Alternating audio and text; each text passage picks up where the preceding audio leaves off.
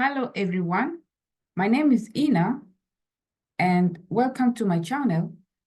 Today I'm going to teach about direct imperatives with Swahili monosyllabic verbs.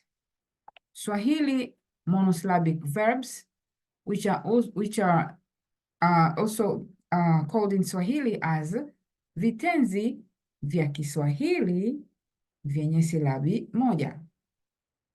Vitenzi vya Kiswahili vyenye silabi moja. So today we will start with singular form. As you have seen in my previous videos, singular form for these direct imperative, the command is directed to the second person, singular form, who is you, and in Swahili, that person is wewe. So the command is to the second person, singular form, who is you, and in Swahili, you you is said as wewe.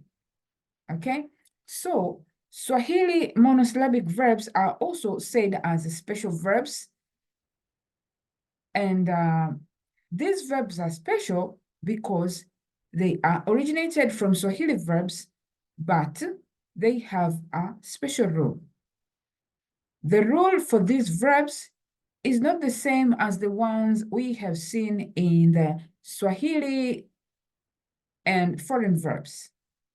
With monosyllabic verbs, some verbs will refrain their infinitive ku, even for the imperative, to become direct imperative singular form. The tone of the speaker will emphasize the imperative. So, like I said, the verb stem will remain there, but the tone will be the one to show, to enable the other person knows that it is a command. Okay, so like I said, the verb stem will be refrained. So you can see here, we have the verb like kula. Kula, this verb, if you remove the verb stem, is la, but we keep the verb stem and the command becomes kula, means eat. The second one is kunywa. Kunywa, so the monosyllabic verb was nywa. Without the verb stem, the verb is just nywa. And because we are refraining the verb stem, we will be, our command will be kunywa. Kunywa, which means drink. Okay? Like I said before, some verbs in this group of verbs, they have exceptions. They have different rule. They don't keep the verb stem. So there are some exceptions. For example, we have the verb like kuleta. Kuleta. So this verb, we remove the verb stem and the command becomes lete. You see, we have removed the R at the end of the verb, and then it becomes lete, means bring. And then the next verb is kuenda. Kuenda, as you can see here, the verb stem, if we remove it, it was supposed to be enda. Our verb is just enda, but the command here is going to be nenda. Nenda. And the last one for today is kuja. Kuja. So the rule here also, like I said, there's an exception. The command becomes njoo. Njoo means come. Okay, so one more time, we have the verb kula, and imperative is kula, means eat. Kunywa, imperative kunywa, means drink.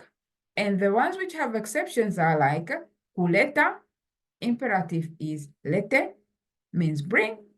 Kuenda, imperative is nenda, means go. And the last one for today is kuja. And then the imperative is njoo, means come.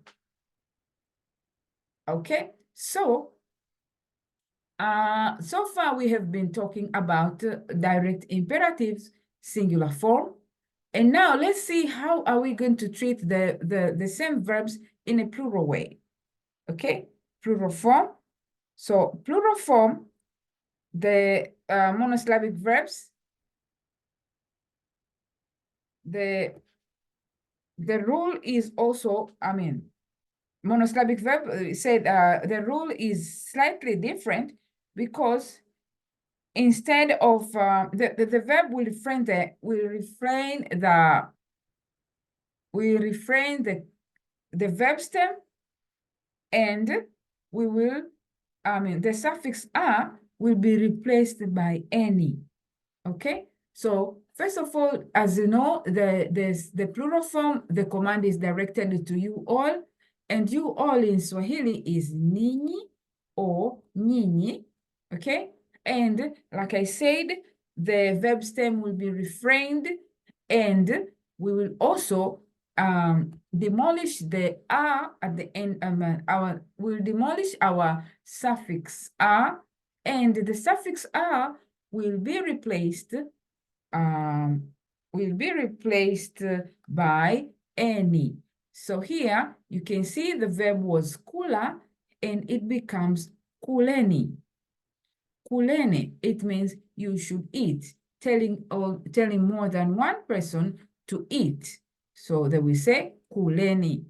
And then the next verb here we have kunywa, kunywa, and the verb, we keep the verb stem and demolish a, and we have to replace a with any, and it becomes kunyweni. Kunyweni means drink. Okay, more examples we have here are the of verbs which have exceptions. So before we were just we were the verb was changing and the suffix also did not change before, but here you can see kuleta, and then it becomes leteni, leteni. So here we just have to add a ni on the first verb here. Le kuleta, and the imperative is leteni, means you should bring. Okay, and the next one is kuenda. Kuenda, and the plural form will be nendeni. Nendeni. Here you will see that in the singular form it was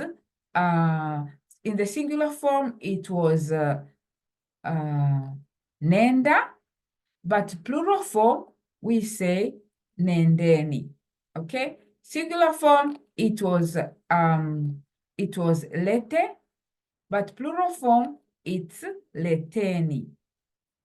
Leteni. Singular form lete, plural form leteni. Okay, and then we have the verb kuja. Kuja, and the plural form it becomes njooni. Njooni means you should come. Okay, if you check the previous list, kuja singular form it was njoo, means come, and plural form we say kuja becomes njooni, means you should come. Okay, so like I said at the beginning of this lesson, the direct imperative for monosyllabic verbs, the rule is completely different from the one we have seen with Swahili and foreign verbs. Please review what I have taught you, and I believe you will get something to improve your general ability in Swahili language. And don't forget to subscribe, share, and like, because I will add more videos and you will improve your ability in your journey of learning this interesting language from East Africa. Thank you, and see you next time. Kwaheri.